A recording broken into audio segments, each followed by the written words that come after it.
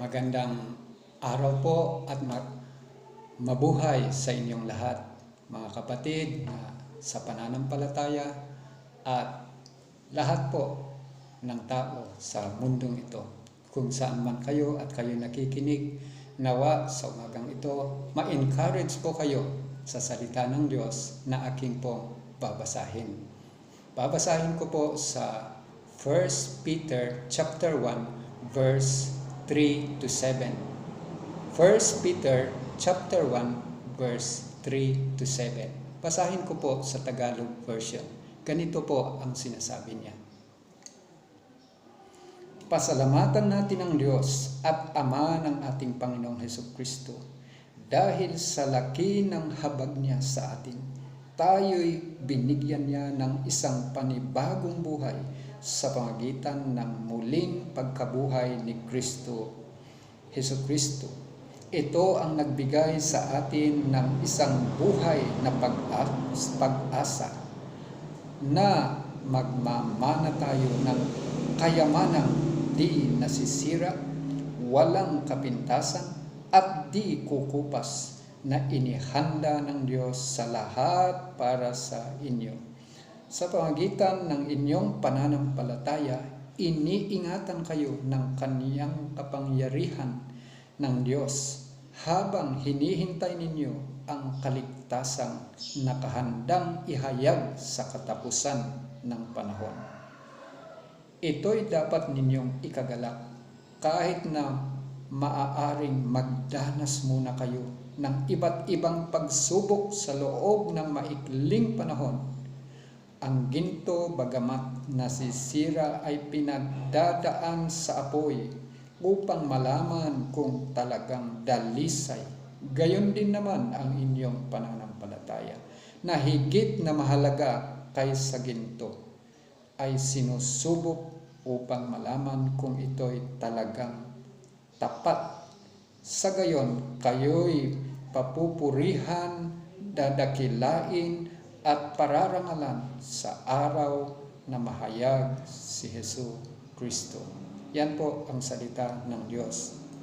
At sa araw na ito, ating pong pakinggan ang salita ng Diyos na binasa ko. Patuloy po natin na pagbulay-bulayan ito. At nawa, ito po ay magsilbing kalakasan natin, magsilbing inspirasyon natin habang ang bawat isa sa daigdig na ito, sa mundong ito ay ating pong nilalabanan ang virus na tinatawag na COVID-19. Sa sandaling ito, mayroon pong mahalagang balita na naibalita noon. Ito po ay balitang napakinggan ng importante itong balitang ito, at ang balita pong ito ay nagmula lamang po ito sa isang sementeryo malapit doon sa Jerusalem. At ang balitang yan ay pinagmagatan nilang "The tomb was empty." Ang libingan daw ay walang laman. Ayan po ang nagpapatunay na ang ating pong tagapagligtas na si Hesukristo na ating Panginoon ay totoong muling nabuhay noong 2,000 years na ang dumaan doon po sa Jerusalem. At sa sandaling ito, ating pong unawain ano ang maibibigay naman nito. Kung totoong nabuhay sa Hesukristo, ano naman yan para sa akin, para sa iyo, para sa atin lahat na dumadanas ng krisis sa buong mundong ito? Well, ito po. Ayon po dito sa ating binasa na teksto, tayo po, dahil po si Jesus ay muling nabuhay, binigyan niya tayo ng pag-asa. Anong uring pag-asa ang kanyang ibinigay sa atin? Nandyan po sa verse 3 na ano po ang pag-asang yan. Ang sabi niya, tayo'y binigyan ng pag-asa na ito ay buhay na pag-asa. Sa English bagay, living hope. Binigyan tayo ng buhay na pag-asa. Bakit buhay na pag-asa ang ibinigay ng pagkabuhay na magmuli ni Jesucristo. Oo, dahil mayroon tayong Diyos na buhay, mayroon tayong tagapagligtas na buhay, mayroon tayong Panginoon na buhay, at totoong buhay siya mula noon hanggang ngayon. Hindi po patay kahapon, patay nung isang araw, kundi ang ginagawa lamang natin ngayon ay inaalala or sineselebrate natin yan. Binabalikan natin yung pangyayari dahil mayroon pong mahalagang mensahe yan para sa atin. At yan po ay pundasyon ng ating pananampalatayang Kristiyano. Dahil kung hindi na nabuhay na magmuli si Jesucristo, walang pag-asa, walang katuturan ang ating pananampalataya. At hindi lamang yan, hindi tayo maliligtas. Pero salamat po sa Diyos Ama na mayroon siyang malaking habag at awa sa atin. Sa pamamagitan po ng kanyang kapangyarihan ay binuhay niya si Jesucristo. At yan po ang sinasabi diyan, kaya mayroon tayong buhay na pag-asa sa mula noon hanggang ngayon. At hindi lamang buhay na pag-asa ang mayroon tayo. Sabi pa sa sumunod na verse 4, ay mayroon tayong mana. At ano naman ang description or ano naman ang paglarawan ng Biblia ng manang yan? Gusto ko lang ulitin na basahin. Ganito po ang sinabi niya, na magmamana tayo ng kayamanang di masisira, walang kapintasan, at di kukupas na inihanda ng Diyos sa langit para sa inyo. Yan po, hindi masisira, hindi kukupas, ang walang hanggan, inilaan or inihanda ng Diyos sa iyo, sa akin, sa lahat ng mga totoong tagasunod niya, totoong mananampalataya sa Kanya, or yung mga taong pinawalang sala or pinatawad niya. Sila po yung pinangakuan niya ng mana. At ano kayang mana naman yan? Isa na pwede nating banggitin dyan ay siyempre ang ating kaligtasan, ang ating katiyakan, kasiguraduhan na tayo'y doon sa Kanyang kaharian. Ano pang mga mana na binabanggit niya dyan? Pwede din natin sabihin na iyan yung mga gantimpala na inihanda ng Diyos para po sa mga tagasunod niya, para po sa mga tapat na mga anak niya, na kahit sa mga COVID, katulad ng ating mga frontliner, ay hindi sila natatakot, handa nilang suungin ang virus, handa silang harapin yung panganib. Pero kung siya ay mananampalataya, bagamat mamatay ang isang taong yan, sabi ng Biblia, mayroong nakahandang mana or gantimpala doon sa langit para sa Kanya. Mayroon pong napakahalaga na ibinigay ng muling pagkabuhay ng Panginoon na ito sa atin. Binigyan niya tayo ng buhay na pag-asa. Binigyan niya pa tayo ng mana na hindi kukupas, hindi lilipas, hindi madudumisan, hindi mawawala.